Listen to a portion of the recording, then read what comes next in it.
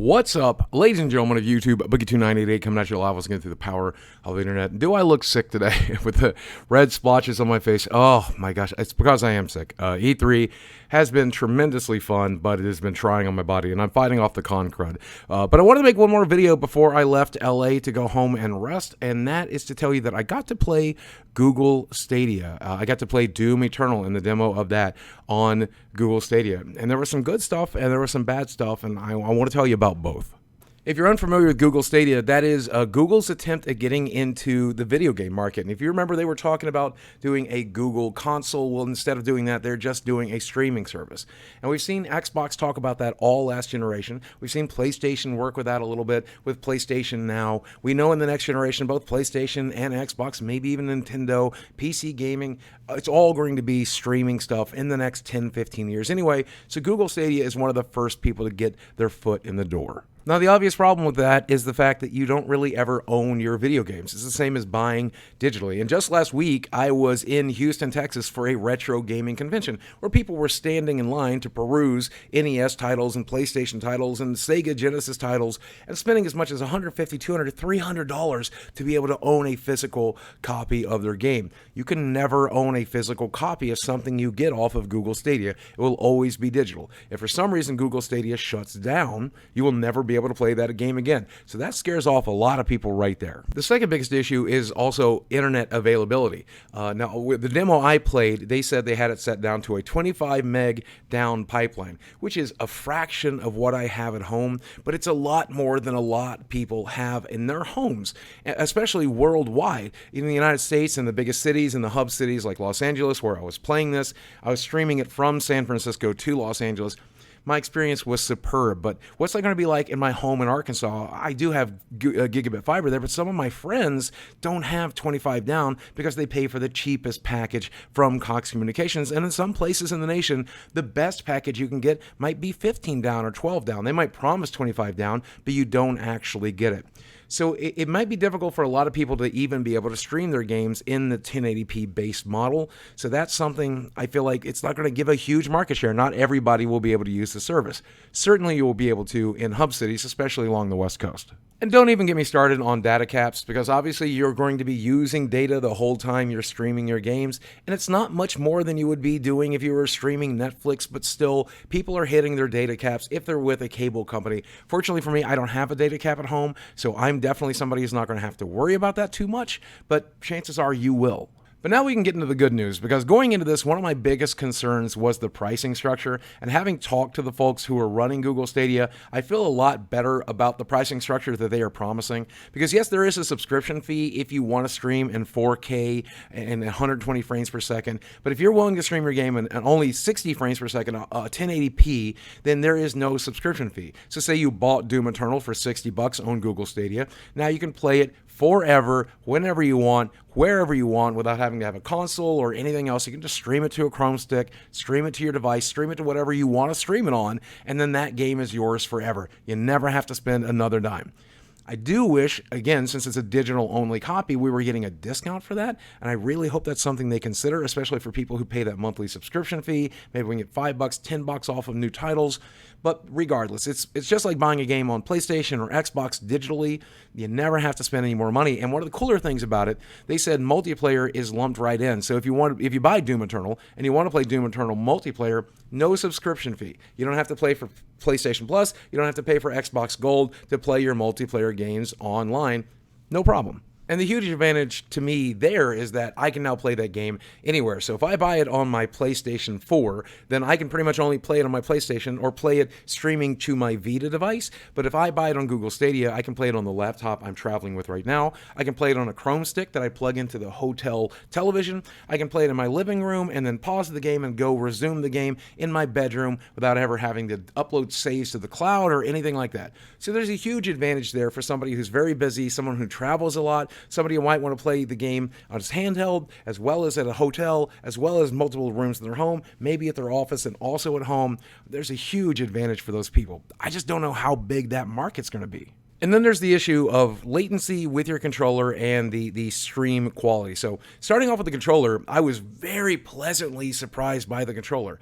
It looks kind of like a cheap piece of junk when they show it off on video and on television, but holding it in my hands, I was very, very surprised. It felt like a very high quality controller. And they said they spent millions of dollars making sure that it worked and that it was good and that people loved it and that it felt right. And I'm glad they did because it definitely shows. I was very, very pleased with the controller. And when it came to the latency that I was getting playing a game in Los Angeles that's streaming from San Francisco, and that game being as twitchy as something as Doom Eternal, I noticed no difference whatsoever. I had played the Doom Eternal Xbox version just the day before and played the exact same demo, and when it came to the controls, zero difference. I could not tell a difference.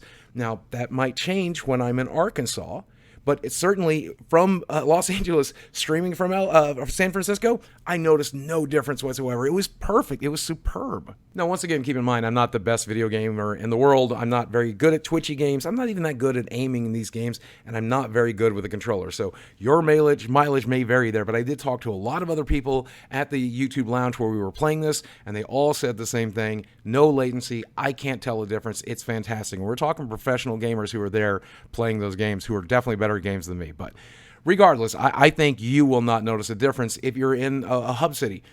Again, I don't know what it's going to feel like from your home, though, so you'll have to buy a game and try it. Speaking of which, by the way, I did heavily encourage them. I talked to the vice president of Stadia for a little while, and I'm like, you have to give video games away for free. If I'm paying for a subscription fee, I better get some free games. And he says that is definitely something they are looking at doing. I also suggested make sure you have demos available so that people can log in and maybe play the same demo that I'm playing today for Doom Eternal so they can feel what it's like in their home before they buy it. And I'm sure that's something they are considering as well. He also said that they did a nationwide test that had thousands and thousands of people testing it from their homes, and the feedback was very, very good. People in the heartland, people with low-end internet experienced the service and liked it very, very much. Of course, they got to try it for free. So I'm hoping if you're watching this video, there will be a way when Google Stadia launches for you at least to try some demos for free before you buy. That's really important to me, and I want you to know that I told them that to their faces. Which brings me to the biggest issue I had with Google Stadia, and that was picture quality. And again, I played the Xbox version of Doom Eternal the day before, and certainly I played that in 4K.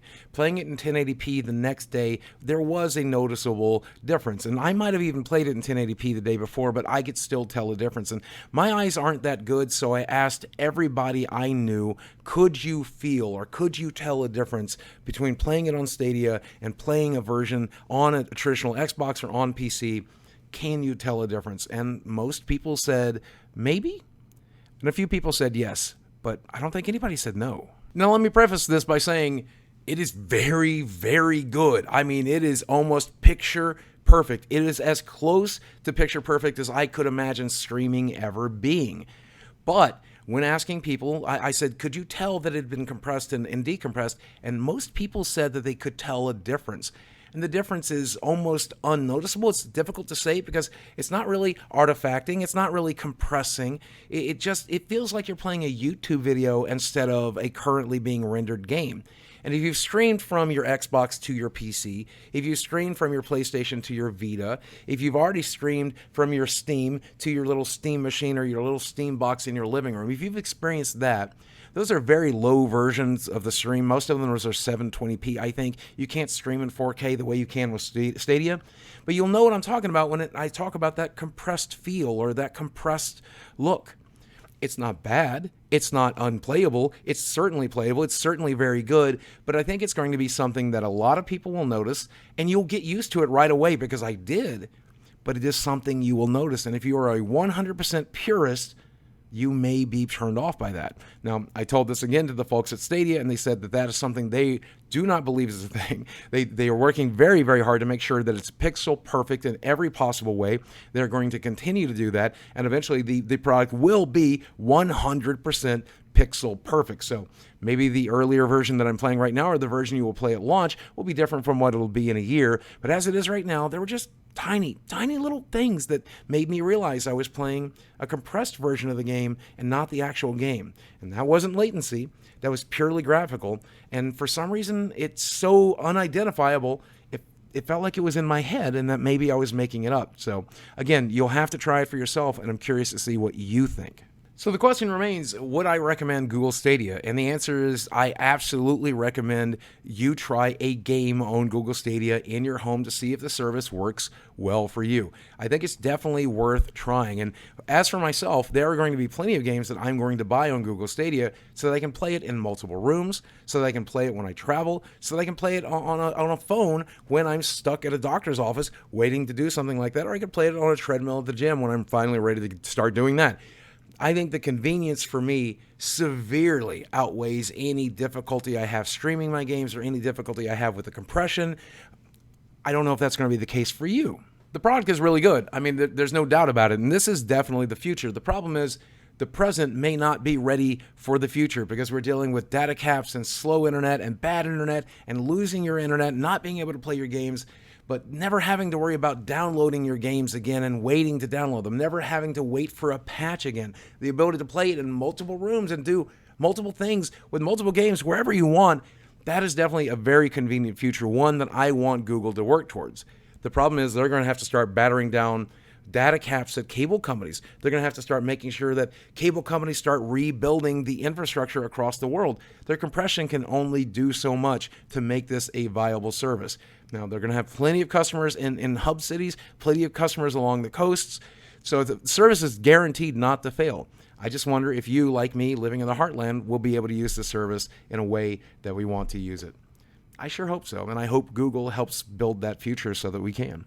Now, this is just one man's opinion. I could be wrong, and I know that when you play Google Stadia, you'll let me know. But while we are here, do me a favor, leave a comment down below. Let me know if you have any interest in Stadia, whether or not this video helped you make your decision one way or the other, positively or negatively. While you're down there, hit subscribe on the channel. Drop a like on this video. If you're already subscribed, hit that notification bell so that you can get notified when I upload a video like this. This is probably my final video from E3 because I'm traveling tomorrow. Hopefully by Monday or Tuesday, I will be over the con crud and I will be fully rested and I will be able to start talking about the games I played at E3. So that's what you can look forward to next week. I've got some game footage of Borderlands. I got some game footage from Dying Light, and I played a bunch of other games and seen a lot of other demos that I'd love to talk to you about.